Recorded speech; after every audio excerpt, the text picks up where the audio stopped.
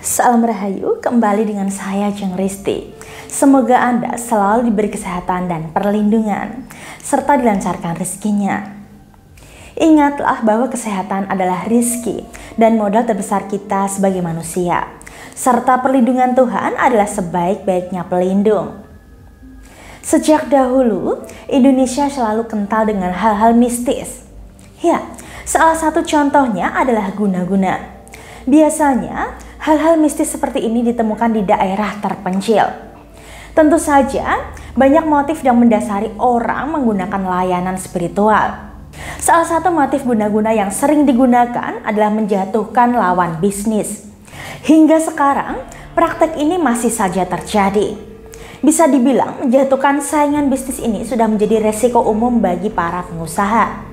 Bagaimana tidak? Kecemburuan dan iri bisa saja muncul kepada siapa saja.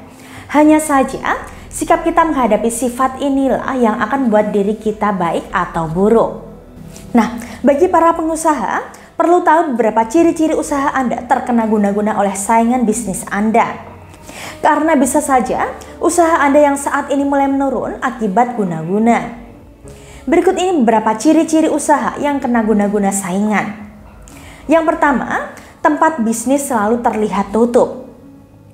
Karakteristik pertama dari tempat usaha yang terkena guna-guna adalah toko selalu dianggap tertutup oleh pembeli. Padahal toko sudah buka sejak pagi, namun pembeli hanya lewat tanpa melirik. Barang yang dijual juga bagus dan murah. Apabila hanya 1 atau 2 hari, itu mungkin dianggap masuk akal.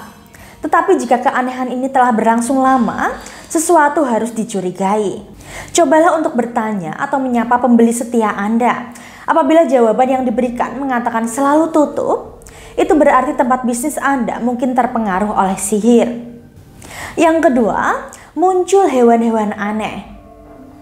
Karakteristik selanjutnya yaitu tempat usaha banyak bermunculan hewan yang tidak wajar, seperti ada belatung dan hewan lainnya. Padahal tempatnya sudah bersih dan rapi. Lalu selanjutnya, pengunjung toko Anda tidak betah berlama-lama. Seringkali pembeli hanya mampir sebentar, hanya melihat-lihat kemudian langsung pergi. Memang terlalu dini untuk menyimpulkan apakah ini adalah hasil dari pengaruh sihir, tetapi jika itu terjadi berulang-ulang, bahkan sering, sepertinya Anda perlu mencurigai. Padahal tampilan toko sudah bagus dan harganya juga bisa dibilang lebih murah dari yang lain. Namun entah bagaimana, pembeli tidak nyaman dan ingin pergi dengan cepat. Selanjutnya, muncul bau aneh yang tidak biasa di tempat usaha Anda. Aroma aneh ini terkadang suka muncul tiba-tiba, lalu menghilang begitu saja. Anda tidak tahu asal aroma ini, sehingga membuat Anda ngeri dan merasa takut saat berjualan. Untuk kasus ini, terdapat beberapa bentuknya. Umumnya, bau yang muncul tidak menyenangkan, seperti bau busuk yang tidak diketahui asalnya.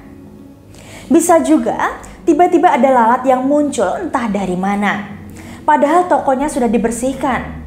Keanehan lain, biasanya pembeli yang tiba-tiba suka melihat sosok menakutkan yang pemiliknya tidak menyadarinya. Yang terakhir, terdapat tanah kuburan atau kembang setama di depan tempat usaha Anda. Sudah tidak dipungkiri lagi, munculnya tanah kuburan atau kembang setaman di depan tempat usaha Anda menjadi tanda pasti bahwa usaha Anda terkena guna-guna. Nah, jadi itulah beberapa ciri-ciri usaha Anda terkena guna-guna saingan. Jika ciri yang saya sebutkan tadi muncul di tempat usaha Anda, segera atasi sebelum semakin memburuk. Anda bisa mengatasinya dengan cara ruatan. Bisa dengan garam ruatan atau mustika ruatan. Dan untuk melindungi tempat usaha Anda dari guna-guna saingan, Anda bisa menggunakan paku pagar bumi yang sudah saya proses untuk membentengi tempat usaha Anda. Sekian untuk video kali ini. Semoga bermanfaat dan menambah wawasan spiritual Anda. Saya Jeng Risti, salam Rahayu.